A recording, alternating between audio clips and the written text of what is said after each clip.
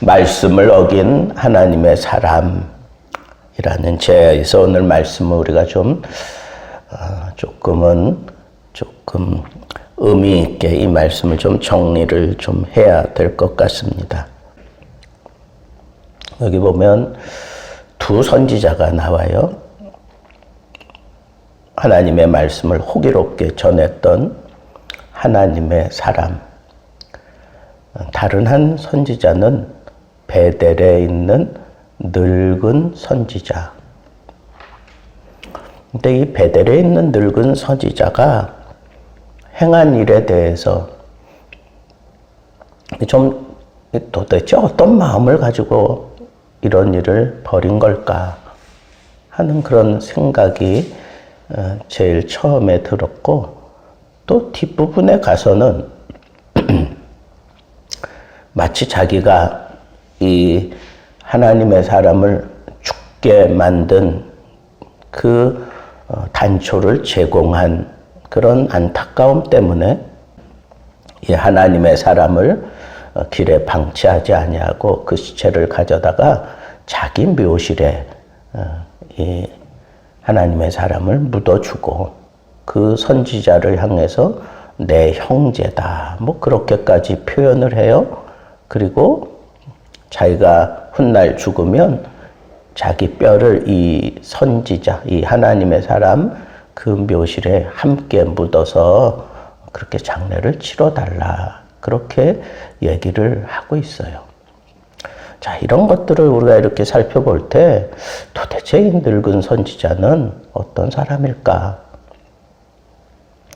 이미 여로보암이 이렇게 우상 행각을 벌일 때 경건했던, 하나님의 말씀을 어길 수 없었던 그 경건한 사람들은 다 남쪽으로 내려갔어요. 다 내려가고 이 늙어서 못 갔다라고 그렇게 생각하기는 좀 그렇다는 거죠. 우리 믿음을 가지고 하나님 앞에 그 믿음을 지켜가는 사람들이 늙었다고 움직이지 못합니까? 그러지는 않거든요. 또 결정적으로 이렇게 우상을 숭배하는 그런 자리에 자기 아들들을 보냈다는 거예요. 그래서 거기 동참시켰다는 거예요. 이건 어떻게 설명할 건데요? 그러니까 이 늙은 선지자는 거짓 선지자가 틀림없다는 거예요. 왜 그러죠? 또 이 하나님의 사람을 설득시키기 위해서 자기가 마치 하나님의 말씀을 듣고 움직이는 선지자인 것처럼 그렇게 자기를 포장했어요. 천사가 내게 지시했다 뭐 이런 표현도 하고, 나도 선지자다 라고 그렇게 얘기하면서 하나님의 사람을 이렇게 회유시켰단 말이죠. 하나님의 말씀을 받지도 않았는데 마치 하나님이 나에게 말씀하셨기에 내가 너에게 와서 하나님의 메시지를 전하는 거다라고 하는 그런 얘기를 하면서 마침내 이 하나님의 사람을 설득시키고 떡도 먹고 물도 마시게 하고 왔던 길로 다시 돌아가게 했다는 거죠. 하나님의 이 사람에 대해서 거짓 선지자가 예전이나 지금이나 동일하게 똑같이 그렇게 활동하고 있는 것을 우리가 예의주시해야 되겠다 하는 거예요. 자, 그런데 데리고 와서 떡과 물을 마시는데 갑자기 하나님의 말씀이 이 거짓 선지자에게 임했다는 거예요. 이 거짓 선지자에게 하나님의 말씀이 임해서 이 하나님의 사람이 여로보암 왕에게 외쳤던 똑같은 모습으로 똑같은 그런 메시지를 이 하나님의 사람에게 전했다는 거예요. 이건 정말 하나님의 말씀이 이 거짓 선지자에게 임한 거예요. 어쩌면 처음 하나님의 말씀을 받았다라고 그렇게 생각할 수밖에 없는 그런 이해할 수 없는 그런 사건이 여기 벌어진 거예요. 그런데요, 그 말씀을, 그 경고와 그 말씀을 선포하고 난 다음에 이 늙은 선지자가 이 선지자를 대하는 태도가 확 달라져요. 선지자가 자기 때문에 지체됐다라고 생각해서 노새를, 이건 교통수단이었어요. 근데 이 노새는 아무나 타지 못했어요. 꽤 능력이 있는 사람이 타는 교통수단이었는데 그걸 제공을 해줘요. 그리고 죽고 그래서 많은 사람들에게 조롱거리가 되어 있는 그 선지자를 방치하지 않고 가서 그 상황을 보는 거예요. 자기가 준 노새도 서 있고, 하나님의 사람을 물어 죽인 사자도 거기 서 있고, 하나님의 사람 그 시체를 바라보면서 이 선지자가 독백처럼 그렇게 얘기를 하잖아요. 하나님의 징계가 이 사람에게 내가 선포한 대로 그대로 임했다 라고 하면서 이 하나님의 사람을 거두어서 그것도 자기 묘실에 이렇게 안장을 시킨다고요. 이건 정말 그 하나님의 사람을 존경하고 그리고 안타까워하는 마음으로 행하는 일이라고요. 더군다나 자기가 죽고 난 다음에 그 사람 뼈에 나도 함께 묻어달라. 그렇게 얘기하는 걸 보면 하나님이 선언한 그 말씀이 그대로 이루어지는 것을 이 거짓 선지자, 늙은 선지자가 두려워했던 거예요. 그런데 하나님의 사람이 훗날 요시아라고 하는 왕이 일어나서 이 거짓 선지자들의 이 뼈를, 우상 숭배하는 자들의 이 뼈를 다 회파하고 끄집어내서 그냥 그 위에 죄를 뿌릴 것이다 라고 하는 그런 예언을 했잖아요. 그러니까 그것까지 믿어진 거예요. 그것까지 믿어진 거라고.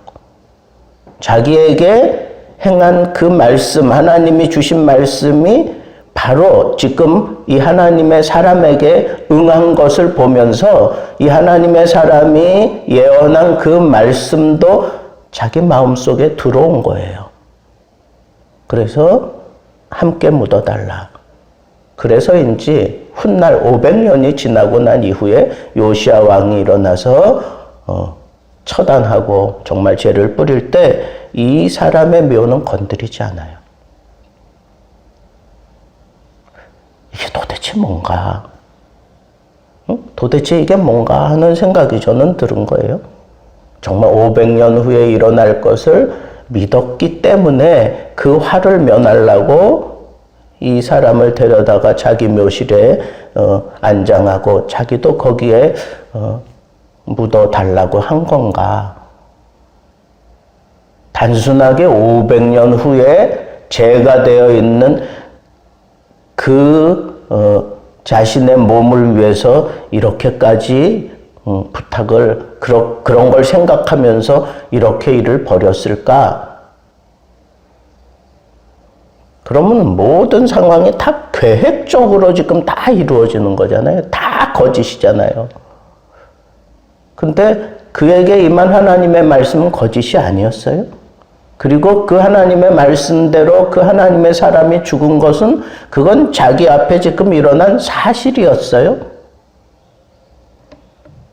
처음에는 받아들이지 못했겠지만 그가 하나님의 사람을 처음에는 좀 시기도 하고 질투도 하고 그리고 아주 강하게 저 사람 내가 어떻게 해서든지 넘어뜨리고 말겠다 하는 그런 생각을 가지고 그렇게 접근했던 것 같아요. 그래서 또 자기가 잘 속였잖아요. 이게 분명히 속였다 그랬다고요. 속였어요. 나와 가서 함께 먹고 마시자 그랬을 때, 나는 절대로 그럴 수 없다 그랬을 때, 나도 너와 같은 선지자라 그랬다고.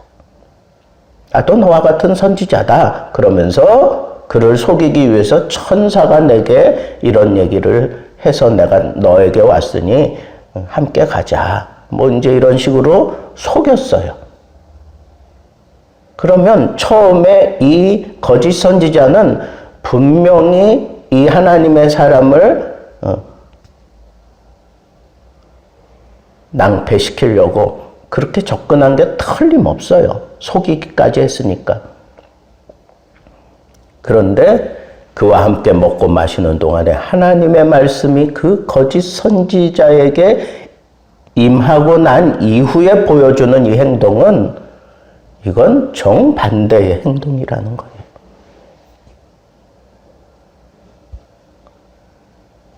처음에는 거짓 선지자로 살아가고 있었지만 하나님의 말씀이 그에게 임하고 그 말씀대로 풀어져 가는 것을 보면서 그는 이 하나님을 신뢰하게 된 거예요.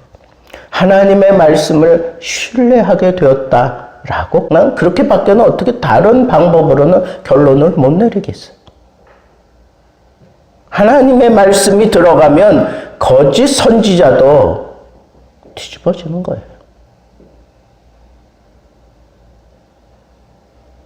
그런 말씀이 선포되어지고 그런 말씀을 강력하게 선포했던 사람, 그 사람을 우리는 하나님의 사람이라고 하는데 이유야 어떻게 됐든지 간에 하나님의 말씀을 어긴 이 하나님의 사람은 죽을 수밖에 없었어요.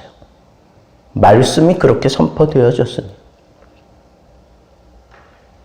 저는 하나님 말씀에 대한 깊은 경외함과 또 다른 한편의 두려움이 제게는 엄습해 왔어요.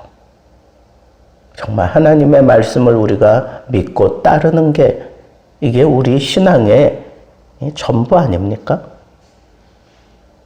주님 말씀하시면 나는 나아갈 것이고 주님 말씀하시면 나는 그 자리가 어딘지 설 것입니다. 하나님의 말씀에 내 인생을 걸고 하나님의 말씀에 내 모든 것들이 달려 있어요. 그걸 믿는 게 여호와 신앙이에요. 여러분, 하나님의 말씀 나에게 생명을 주고 하나님의 말씀이 파고들면 죽어가는 사람이 일어나고 또 힘들고 어려운 그런 정말 망망대해에 이력편주처럼 떠서 온갖 바다를 홀로 감내하며 이리 뒤집히고 저리 뒤집히고 있는 그런 상황 속에서도 하나님이 그 배를 평안히 소원의 항구까지 인도하시기 위해서 하신 일이 뭐예요?